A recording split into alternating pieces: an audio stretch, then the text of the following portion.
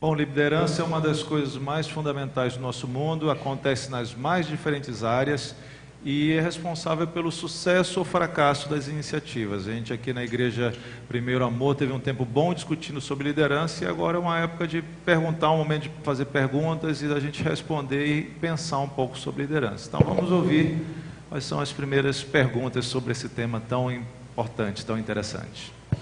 Aqui. Bom dia, né, a todos.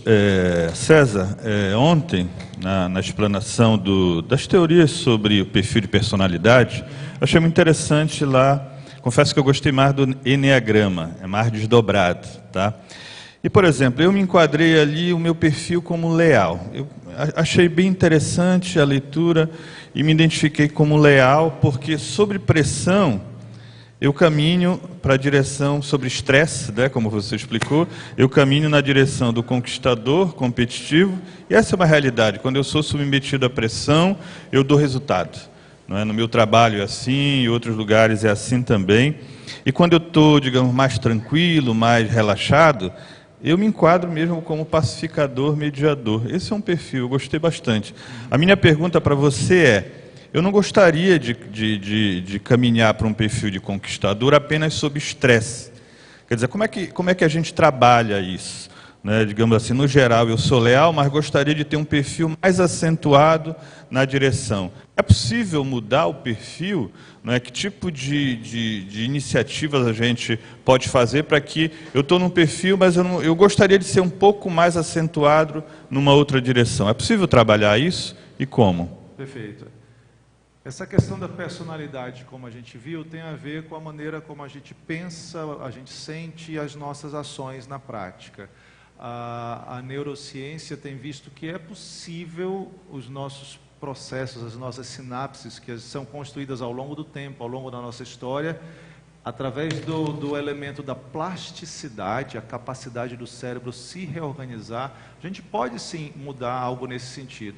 A primeira vez que eu vi a questão do Eneagrama foi justamente no MBA, e eu também vi algumas coisas que eu achei interessante, constatei que eram realidades, e até a pessoa, o instrutor naquela época, ele comentou, isso é uma ferramenta para te ajudar a avaliar e fazer algumas mudanças.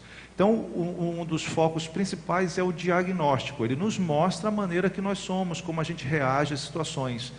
E respondendo especificamente à pergunta, é lógico que a gente tem as maneiras, essa forma mais enfática, essa maneira mais forte de ser, esse jeito de ser, mas a partir da gente identificar, eu costumo ser dessa forma, essa forma tem elementos positivos, mas tem elementos também que não são tão positivos. Nesses momentos que não são positivos, áreas que me prejudicam ou áreas até que me impedem, me limitam em algumas coisas, eu tenho que orar e dizer, eu preciso começar a mudar aqui. Então, olha que importância da gente conhecer como nós somos ou como nós estamos nesse momento. Para que a personalidade é algo que se manifesta ao longo de um considerável tempo, mas que pode sim passar por alguns ajustes. A gente pode fazer o nosso próprio plano de ação de mudança e começar, por exemplo, eu preciso ser mais incisivo em algumas coisas, eu preciso tomar mais ação.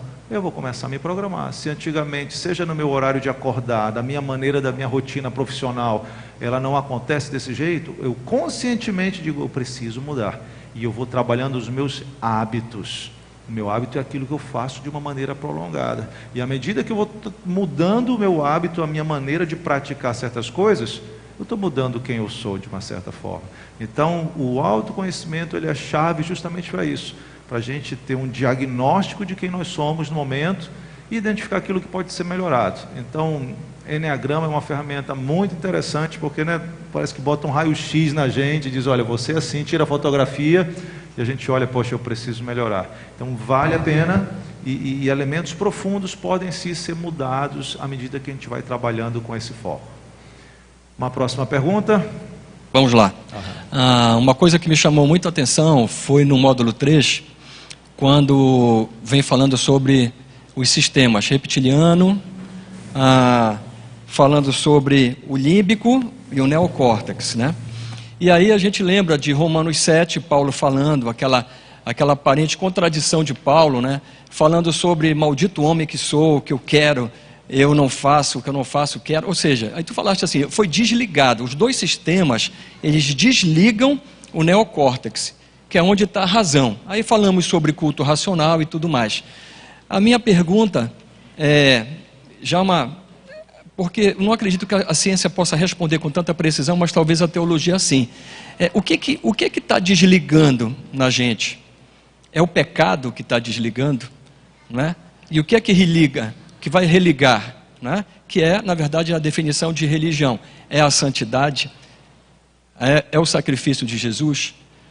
E como é que a gente consegue lidar com isso e tentar desligar menos e ficar mais ligado na nossa razão, no culto racional, em Deus, nas coisas do Espírito, e fazer menos à vontade da nossa carne, já que isso é, também nas palavras de Paulo, uma luta entre carne e espírito.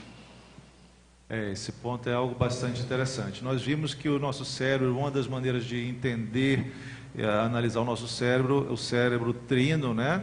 Uma parte mais voltada aos nossos instintos, aquele momento de fugir ou lutar, e isso é muito forte. Uma outra ligada à questão emocional, né, como foi mencionado, e uma terceira onde está a nossa parte de raciocínio, que nos diferencia dos animais.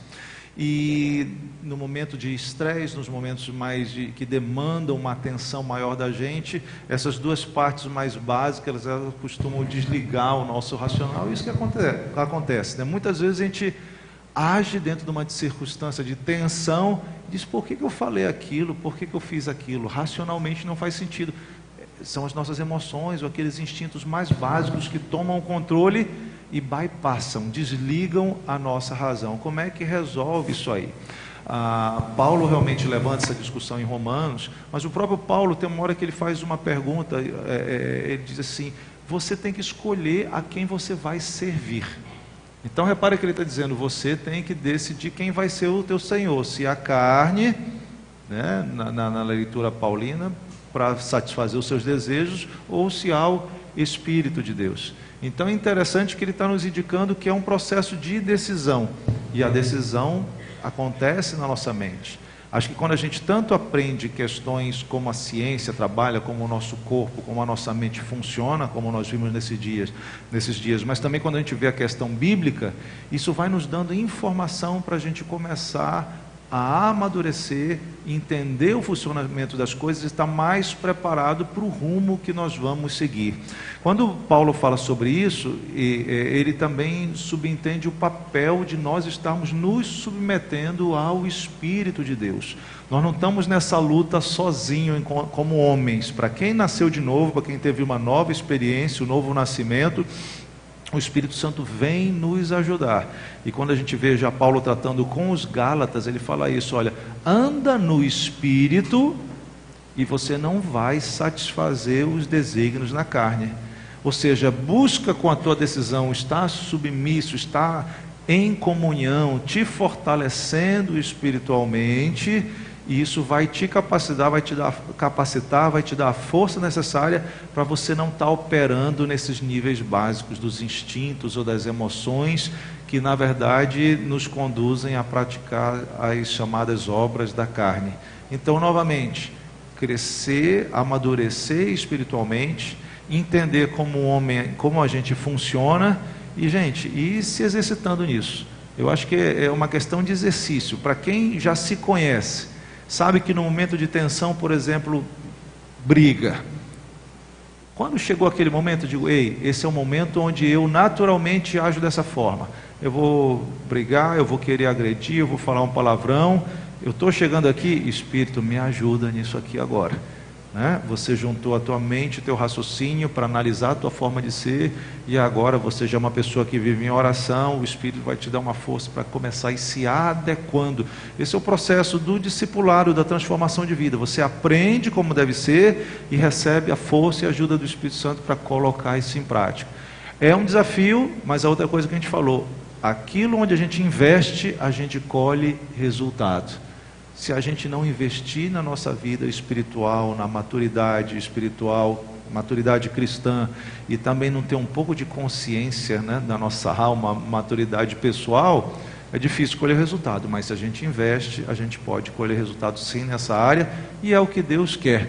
Toda a Bíblia existe para nos conduzir rumo a uma maturidade cristã, a tornar cada um de nós, que na nossa individualidade original, né, tem a nossa feiura da carne, a gente ser conduzido a ser como Cristo, a beleza de Cristo, a beleza do caráter cristão. Mais perguntas? Aqui, César. Bom dia a todos. Você nos trouxe 2 métodos para a gente buscar nosso autoconhecimento, né? O DISC e o Enneagrama. E quando a gente vai trabalhando nesses métodos, a gente verifica que eles têm situações parecidas, né? Você vai fazer os seus testes, tal. É uma pergunta bem simples, mas eu creio que ela vai dar um alívio em algumas situações, porque com certeza tem outros métodos, né? A gente vai buscar, vai ter outro método. Qual seria a tua dica, já que você está um bom tempo nessa estrada aí, nessa questão dos métodos, para que a gente não caia naquele negócio de esse método aqui, poxa, esse aqui foi melhor para mim, esse outro foi melhor para mim.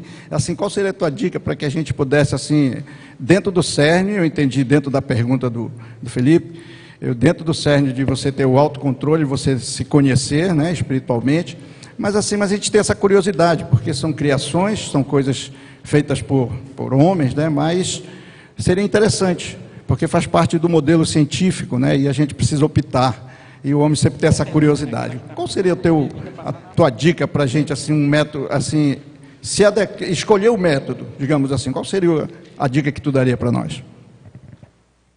A psicologia desenvolveu realmente diferentes métodos que nos ajudam nesse processo de autoconhecimento. Eu acredito que, assim como existem diferentes correntes da psicologia, de como abordar a personalidade, teóricos diferentes abordaram de maneiras distintas, eu acho que vale a pena cada um ir provando um pouquinho disso.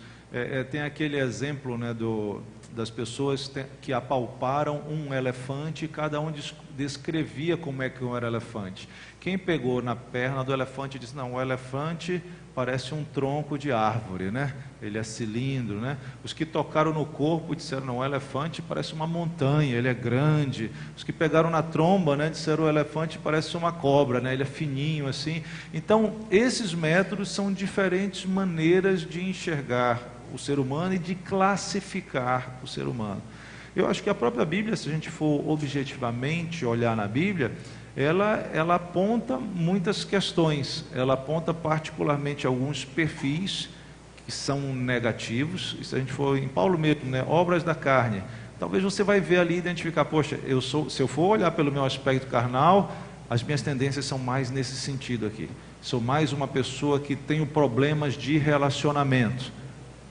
Acaba sendo um método também para você se julgar, né? Ou talvez você diz, não, os meus problemas maiores estão na área aí das questões sexuais, existe um lado negativo em mim, isso aqui é muito forte. Então existem muitas maneiras de se avaliar. A minha sugestão é não ficar acomodado, estar sempre procurando. Hoje, com a questão de redes sociais, a internet, você tem aí muito material disponível. Óbvio, tem que haver um certo filtro, né, de não querer pegar qualquer coisa, mas é muito fácil hoje você buscar conhecimento e você tentar se identificar, tentar passar por esses métodos, e sempre nesse critério, sendo muito sincero e muito humilde.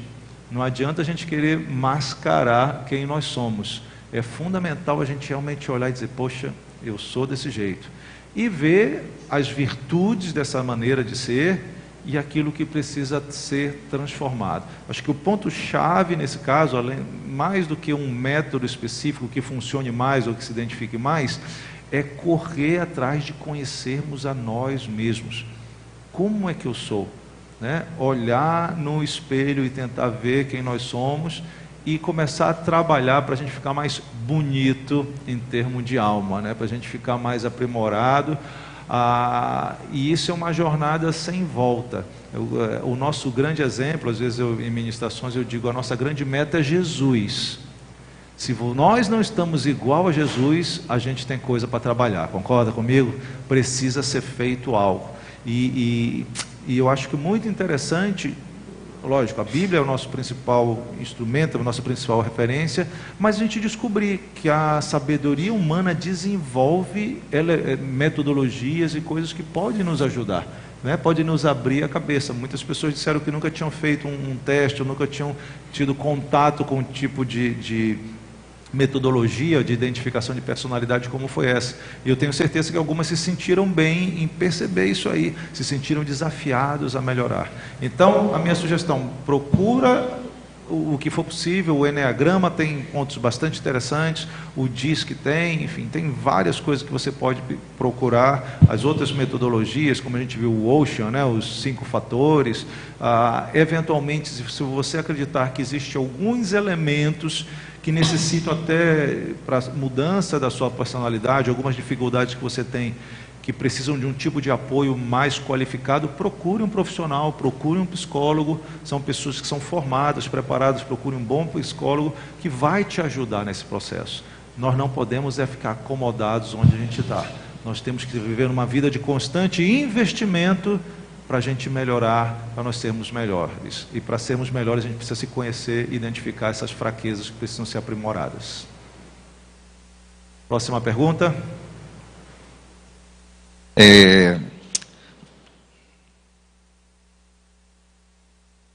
Você já tem definido a sua missão como um profissional, né, na área secular. E você também já tem a sua missão definida dentro da igreja, na sua atividade dentro da igreja, no reino, né, no corpo de Cristo. Então, levando em consideração o chá, o conhecimento e a habilidade, que são diferentes, né? Então, por exemplo, fora da igreja, eu sou professor, e dentro da igreja faço parte de um grupo de teatro. O conhecimento e a habilidade são diferentes. O senhor tem alguma experiência e como você conseguiu lidar com essa diferença do trabalho secular e as atividades dentro da igreja? E se o senhor tem também alguma referência bíblica, alguém que passou por algo parecido?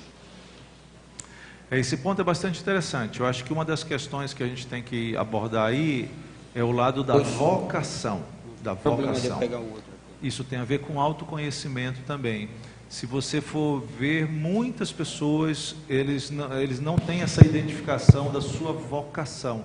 Estive colaborando numa iniciativa nessa área. Muita gente entra nas universidades para cursar algo que não tem a ver com a realidade de vida deles, não reverbera com o que essa pessoa é. No autoconhecimento a gente vai ver o que a gente gosta de fazer, quais são as nossas características.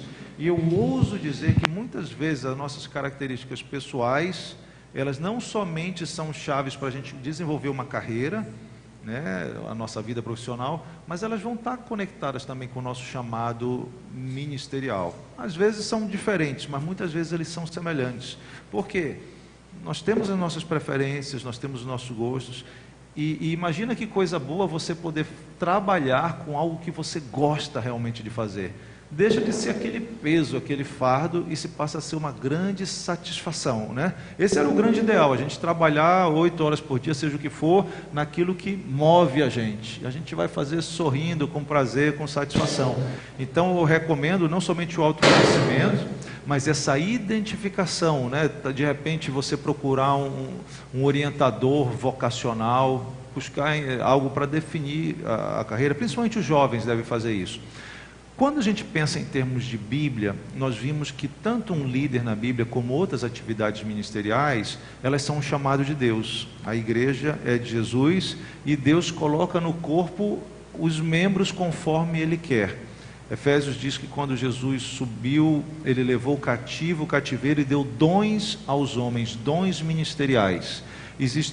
A Bíblia nos apresenta 5 dons ministeriais principais: apóstolos, pessoas enviadas para fazer a obra de Deus, estabelecer igrejas; profetas, homens que tenham a palavra de Deus viva para a realidade de uma igreja, de uma nação; evangelistas, pessoas que levam a mensagem da cruz para conversão de vidas; de uma maneira muito forte.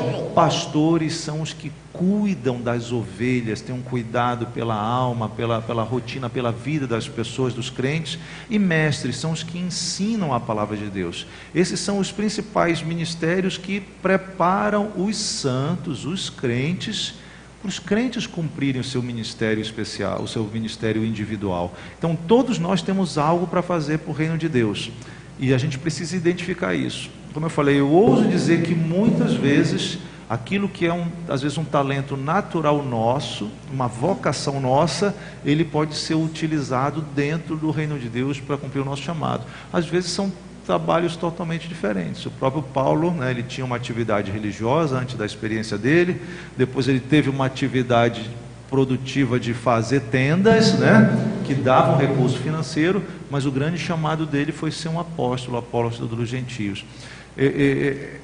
A ministerial vem da nossa comunhão com Deus, a gente vai discernir esse chamado e vai colocar em prática, e o nosso talento, a gente vem pelo autoconhecimento. Muitas vezes, como eu falei, eu acho que as coisas andam meio parecidas, porque a gente não tem essa separação de, bom, eu fora da igreja sou uma coisa, dentro da igreja sou outra. Não, nós somos um só, e o objetivo é a gente cumprir os propósitos de Deus. Eu gosto do Salmo 139, que ele diz assim, que antes da gente, né, nascer ainda no ventre da mãe, Deus fez um projeto para a gente, escreveu os nossos dias. Não é que nós somos uma marionete, que o nosso destino está todo preparado ali, que a gente simplesmente está cumprindo algo que já foi escrito. Não, mas que Deus tem um propósito, e até que ponto a gente se molda nesse plano. O plano de Deus eu tenho certeza que é o melhor. Então a minha vontade é querer, Deus, aquilo que tu planejaste eu quero cumprir, seja ministerialmente, seja na minha vida profissional. E uma última observação ainda que eu gostaria de fazer, é que a nossa vida profissional não é algo que acontece fora da nossa vida de cristão, né? Nós devemos ser cristãos, viver uma vida de adoração, inclusive com a nossa profissão. Inclusive em tudo que a gente faz é um serviço para Deus, é uma maneira de estar cultuando para Deus, porque são profissões que estão servindo as pessoas, abençoando as pessoas, seja qual for. Se você é um professor, faça aquilo para a glória de Deus. Ensinar é algo lindo. Jesus foi um professor, foi um mestre. Se você é alguém da área da saúde, faça isso para a glória de Deus, cumpra a tua vocação. Então, pense na sua missão individual para agradar a Deus e tenta buscar Deus. Como é que eu posso cumprir esses propósitos na minha vida? Acho que é algo nesse sentido. Mais alguma coisa? Aqui. A paz de Cristo a todos. A princípio, parabéns pela exposição da temática, muito boa. E nós trabalhamos então a questão de liderança, perpassamos algumas lideranças bíblicas e alguns cientistas que trabalharam então a questão.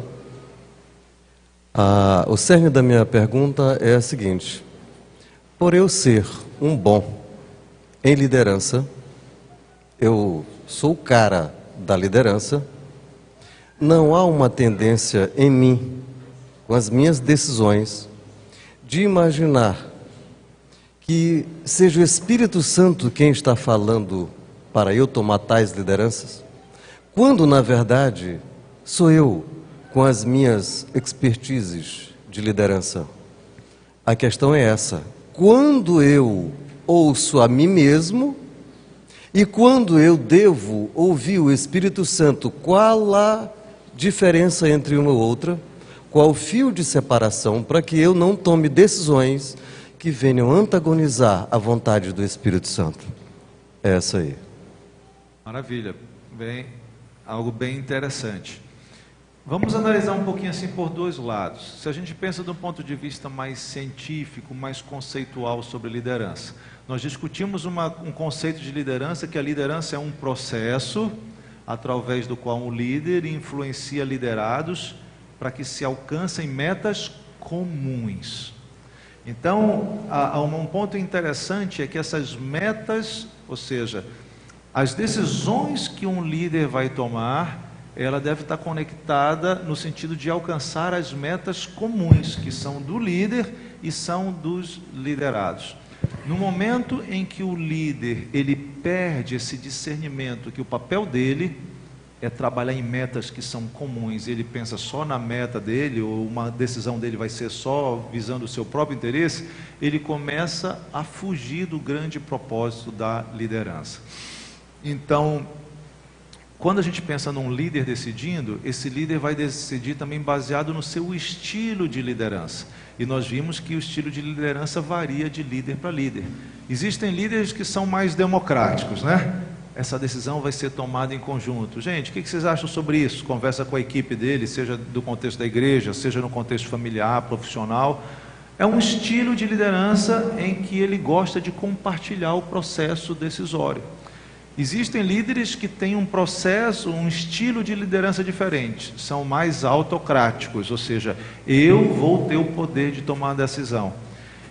E de uma certa forma, essa pessoa está trazendo para si a responsabilidade daquela decisão. Que no caso, esse elemento, essa pergunta que foi levantada, me parece que tem mais a ver com um líder que é autocrático, que ele gosta de tomar uma decisão sem envolver e sem estar consultando o processo, os demais líderes, né? Ou os demais membros, os seus liderados. Sem dúvida, é um risco muito grande, porque até o contexto como a pergunta foi feita, né? Eu sou o cara da liderança, eu entendo, já parece assim que a pessoa tem muita convicção, está muito convicto de si. E às vezes existe um risco dessa convicção. Biblicamente, você lembra do texto que diz assim, que o coração do homem é enganoso. E eu acho que nós sempre temos que ter convicção nas coisas, nós temos que buscar estar preparados para sermos bons profissionais, enfim, sermos competentes, que foi o conceito que a gente utilizou. Mas a gente sempre tem que associar a busca da competência e a prática da competência e da excelência uma característica que Jesus nos ensinou, que é a humildade. Lembra que Jesus não somente serviu, mas ele foi humilde ao lavar os pés dos discípulos. Ele falou assim, eu que sou Senhor e Mestre, eu que sou o verdadeiro líder por excelência, eu lavei os pés de vocês para dar exemplo que é assim que a gente deve liderar, como alguém que está servindo.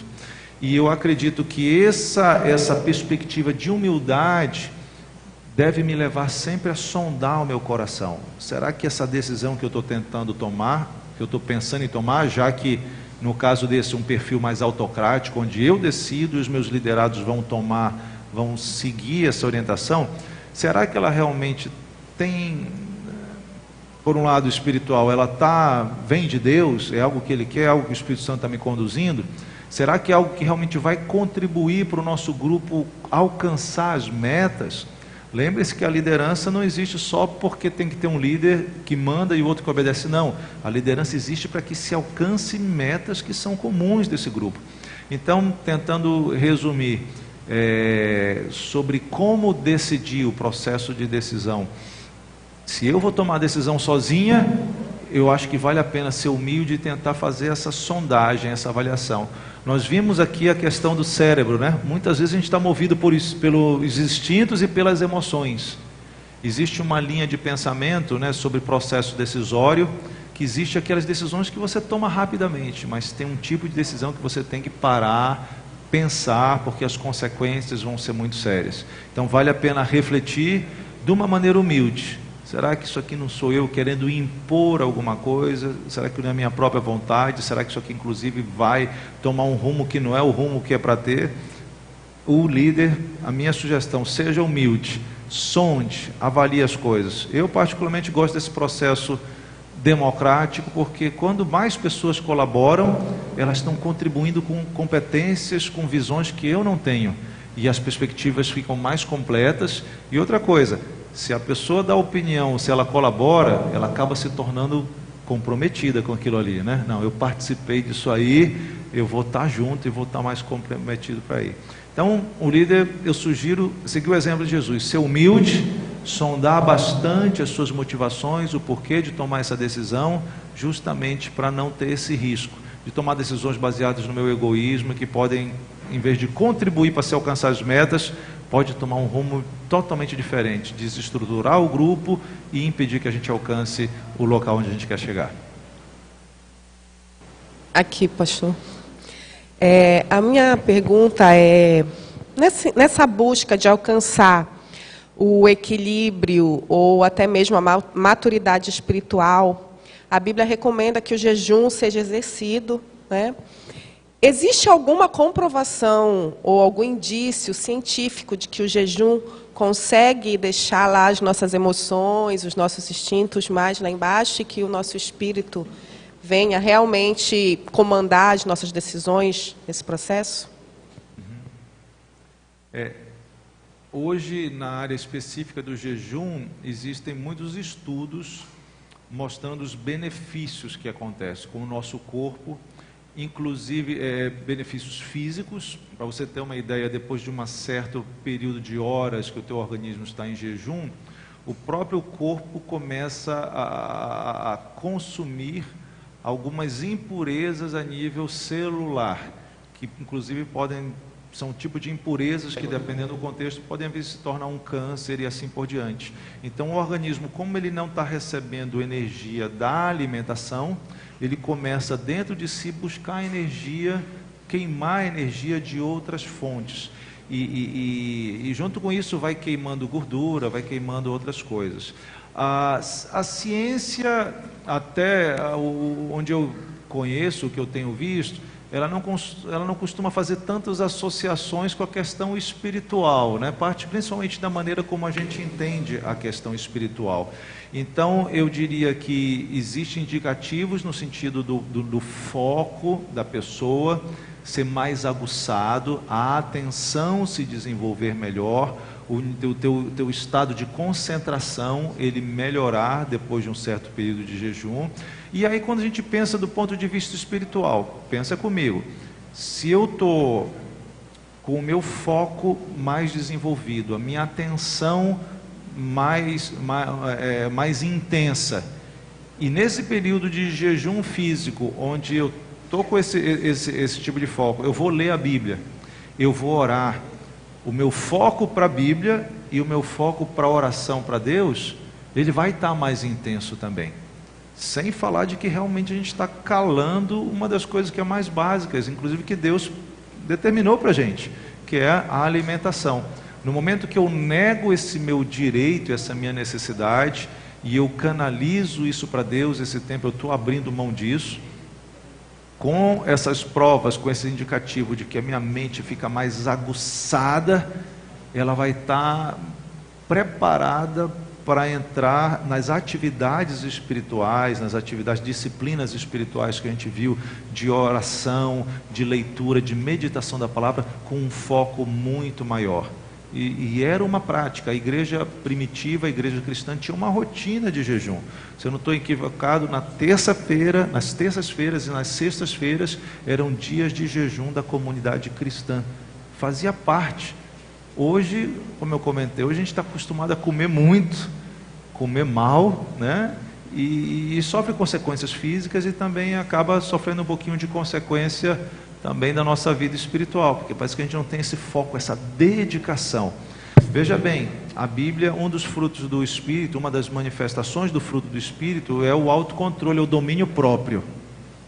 Então, você está até exercitando um fruto do Espírito quando você decide abrir mão da comida, do jejum, para dizer, eu vou abrir mão desse meu direito, dessa minha necessidade, para focar esse tempo em Deus. Então, Jesus falou, olha, vai chegar o tempo em que os discípulos vão precisar jejuar.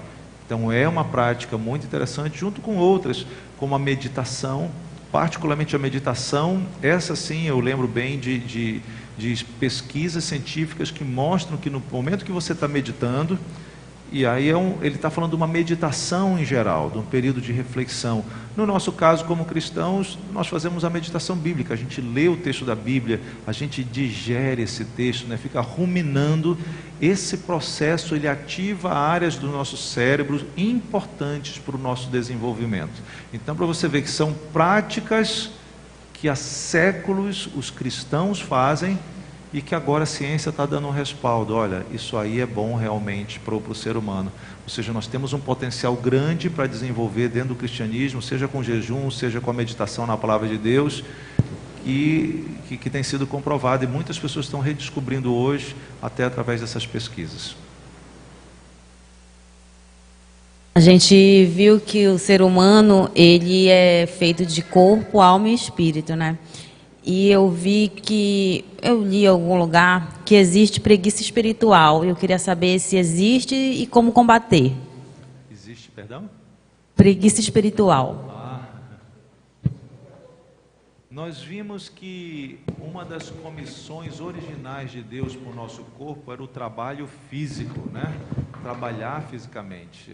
Adão foi colocado para guardar o jardim, para lavrar, para cultivar. Ele era um agricultor, ele era um jardineiro nesse sentido, né? Então a atividade inicial do nosso corpo era isso, era atividade física.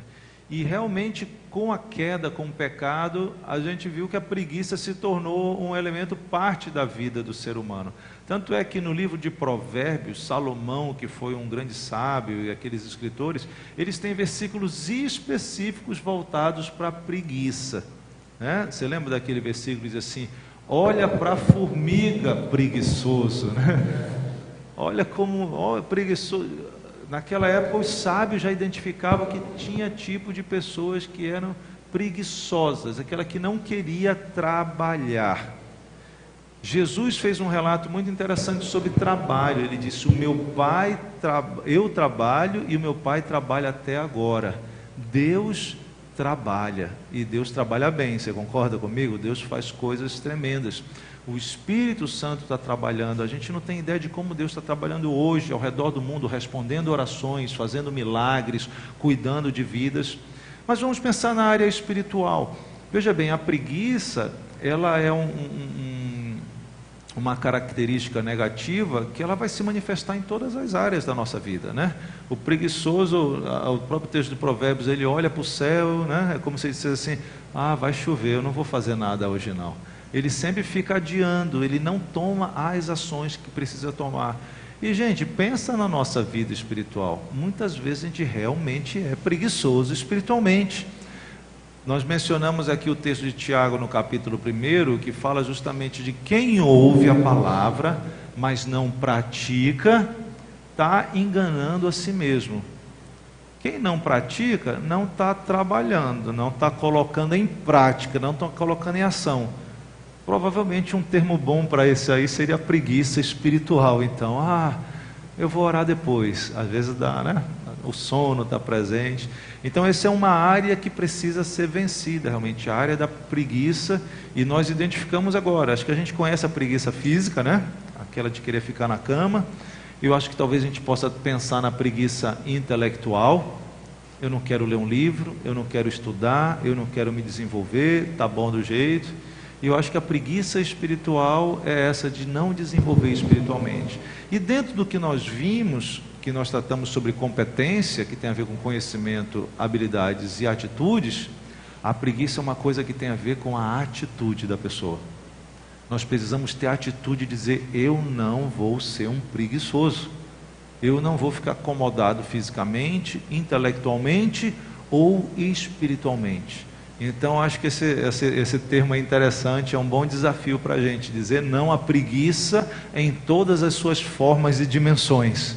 Então, eu vou ter uma atitude contra a preguiça no que diz respeito à vida física do meu corpo, uma atitude contra a preguiça no que diz respeito à minha alma e às minhas emoções, e também quanto à minha vida espiritual. Eu não vou ser preguiçoso, vou ter atitude para correr atrás de mudar as realidades e chegar no futuro melhor, que é o grande meta da liderança e da nossa vida também.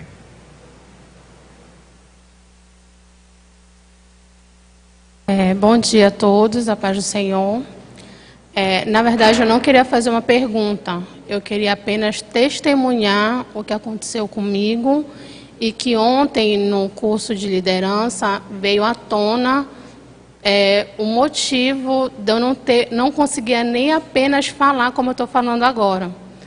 Eu não conseguia ler e, inclusive, eu me fechei até para os estudos, por uma palavra que uma professora me falou quando eu tinha 10 anos, que tinha o costume, né, na época de fazer perguntas para as crianças do que queriam ser quando crescer, né? E quando chegou a minha vez, eu disse que eu queria ser aeromoça, que hoje em dia é comissária de bordo, né? E a professora simplesmente disse assim para mim: bem, aérea tu já é, tu só falta ser moça. Então, aquilo ali entrou no meu coração tão profundamente que eu não quis mais estudar. Eu só concluí assim o ensino médio porque eu tinha que ter uma profissão depois, com 18 anos. E depois eu vim ver que o ensino médio que eu tinha concluído não era reconhecido e foi me prejudicando. E quando eu voltei para os caminhos do Senhor, Deus me incomodou muito de estudar. E eu dizia assim: mas como é que eu vou estudar que eu não consigo? Se eu pegar um livro para mim começar a ler alguma coisa na frente de alguém, eu vou começar a me tremer, eu não vou conseguir falar, não vou conseguir ler. Vou começar a gaguejar e vai acontecer o que aconteceu comigo naquela sala de aula, que todo mundo começou a achar graça de mim. Então, foi que eu falei assim: não, mas o Espírito Santo, ele habita em mim, e eu vou vencer, e eu vou conseguir enfrentar essa barreira. E consegui concluir meu ensino médio. No ano seguinte, eu passei em 4 universidades, para a honra e glória do nome do Senhor. E a parte do curso, para mim, foi muito importante. Ontem, também eu tive um pouco de frustração, porque na parte do conforto, do enograma, né? Eu sou uma pessoa individual. Eu não consigo me compartilhar com as outras pessoas por causa, justamente, era desse problema. E ontem eu identifiquei isso. E é esse o meu testemunho. Bom dia a todos. Maravilha. Gente, esse processo de liderança, ele se dá numa interação entre as pessoas. Então, de uma certa forma, um professor é um líder dentro do contexto da sala de aula, ele deve estar conduzindo os seus alunos para estar em contato com informações, com conhecimento que possa ajudá-los. E, como a gente falou, relacionamento é algo chave. Nós não temos ideia, como uma palavra, né, pode impactar negativamente as vidas de uma maneira tão forte. E que bom que quando a gente entende isso aí, que nós somos hoje resultados de coisas que aconteceram no passado, mas que Deus tem um projeto, inclusive, de restaurar aquilo, né, que talvez, né, a vida, o mundo espiritual, as pessoas, o diabo tentou fazer para o nosso mal. Então, vale a pena a gente estar querendo aprender. E aqui o desafio para nós, que somos líderes ou que interagimos com as pessoas. Vamos sempre ter a visão de Deus em relação às outras pessoas. Talvez até gente que a gente não confia, não gosta, mas vamos ter uma visão de Deus. Deus vê sempre as coisas da melhor maneira. Deus sempre tem um propósito e um plano bom para acontecer. E não vamos nos acomodar. Deus nos fez de uma forma, a gente tem uma missão nesse mundo, e a gente precisa descobrir qual é essa missão e não deixar que nada que possa querer nos travar, nos trave. Vamos para frente, Deus nos ama, Deus está conosco, não vamos nos acomodar. Aquilo que foi traumatizante no passado, Deus pode transformar. Jesus está com a gente para a gente poder cumprir plenamente o que Ele tem para nossas vidas. E que todo mundo que está aqui, que está nos assistindo, tenha essa mentalidade, essa vontade. Que Deus te abençoe grandemente. Beleza? Parabéns a todo mundo.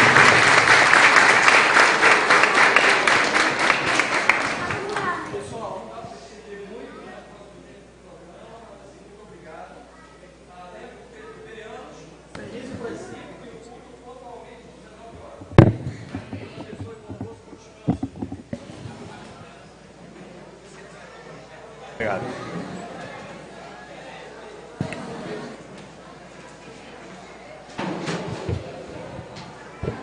Certo. As pessoas que pediram o pendrive